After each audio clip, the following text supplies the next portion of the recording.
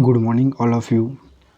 आइए आज हम पढ़ते हैं लेव वाइगोस्की के द्वारा दिए हुए एक कॉन्सेप्ट, एक अवधारणा के बारे में जिसका नाम है स्कैफोल्डिंग।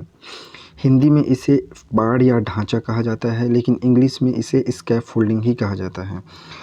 उससे पहले हम पढ़ते हैं वाइगोस्की से संबंधित कुछ इम्पोर्टेंट पॉइंट। तो सबसे पहले वाइगोस्की का पूरा नाम लेव वाइगोस्की है। यह एक रूसन साइकोलॉजिस्ट हैं जिन्होंने कहा है कि जो बच्चे हैं वो सामाजिक गतिविधि के माध्यम से सीखते हैं। ठीक है, अब हम पढ़ते हैं स्कैफ होल्डिंग के बारे में। सबसे पहले हम पढ़ेंगे स्कैफ होल्डिंग क्या होता है, स्कैफ होल्डिंग क्यों दिया जाता है और स्कैफ होल्डिंग कौन देता है। ठीक है, तो सबसे पहले हम पढ़ते हैं स्कैफ होल्डिंग क्या होता है। स्कैफ होल्डिंग बच्चों द्वारा स्वयं करने में असमर्थ होता है, unable to do by himself, या दूसरी भाषा में हम देख सकते हैं कि बच्चे को सामर्थ्य प्राप्त कराने के लिए उपलब्ध कराए जाने वाला सहयोग ही स्कैफोल्डिंग कहलाता है। फॉर एग्ज़ाम्पल, यदि एक क्लासरूम में टीचर बच्चे को बुक रीडिंग करने के लिए दिया जाता है और बच्चा बुक रीडिंग करते करते कुछ शब्दों में अटक जाता है, तब उस समय टीचर द्वारा सहयोग को ही स्कैफोल्डिंग कहा जाता है। ठीक है, अब हम पढ़ते हैं कि स्कैफोल्डिंग क्यों दिया जाता है। स्कैफोल्डिंग बच्चों के वर्तमान स्तर को बेहतर करने के लिए to extend the child's current level performance, यानी बच्चों के करंट लेवल के परफॉर्मेंस को एक्सटेंड करने के लिए स्कैफोल्डिंग दिया जाता है। अब हम पढ़ेंगे स्कैफोल्डिंग कौन देता है। तो स्कैफोल्डिंग मोर नॉलेजेबल अदर, मतलब उस बच्चे से अधिक जानने वाला ही स्कैफोल्डिंग देगा। वह शिक्षक भी हो सकता है, वह सहपाठी भी हो सकता है, साथ पढ़ने वाला भी हो सकता है, वह कोई दोस्त भी हो सकता है। ठीक है, अब हम पढ़ते हैं कैसे पहचाना जाएगा स्कैफोल्डिंग को। तो यदि प्रश्न में कहीं पे संकेत देना लिखा होगा, कहीं पे सहयोग करना लिखा होगा, यहाँ कहीं पे इंग्लिश में हिंट लिखा होगा, क्यूज़ लिखा होगा, या सपोर्ट लिखा होगा, या टेम्पररी हेल्प लिखा होगा, तो उस समय वह स्कैफोल्डिंग की बात कर।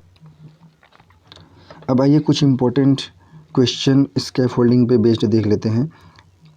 ठीक है, तो सबसे पहले यहाँ पे बाइलिंगुअल चलेंगे, ये इंग्लिश इधर रहेगा और हिंदी इधर रहेगा। ठीक है, तो सबसे पहले है अकॉर्डिंग टू द लेव वाइगोस्की लर्निंग इज़, माने लेव वाइगोस्की के अनुसार सीखना क्या है। क्या ये सोशल एक्टिविटी है, क्या यह इंडिविजुअल एक्टिविटी है, क्या यह पैसिव एक्टिविटी है, क्या यह कंडीशन एक्टिविटी है। तो अभी हमने पढ़ा जो सीखना है वह लेव वाइगोस्की के अनुसार एक सोशल एक्टिविटी है, तो ऑप्शन ए सही होगा।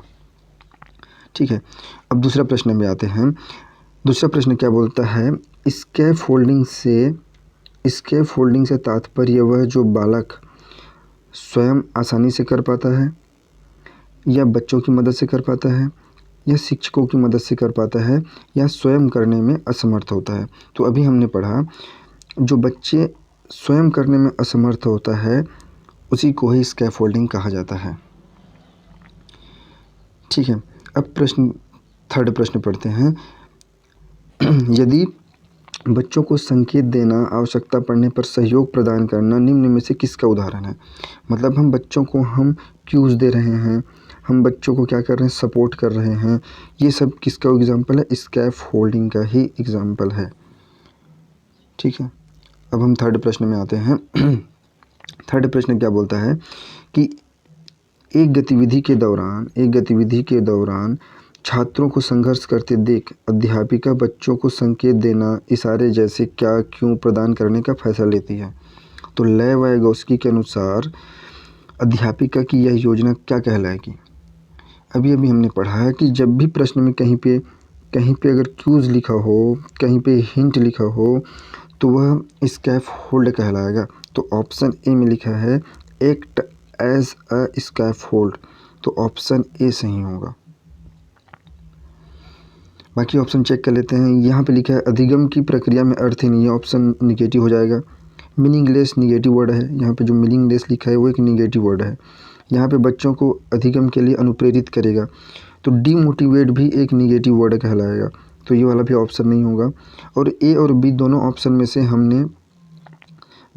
में से चूज़ करना है। जो पहला ऑप्शन ज़्यादा बेटर लग रहा है क्योंकि हमने स्कैफोल्ड के ऊपर हमने पढ़ा है। ठीक है, थैंक यू।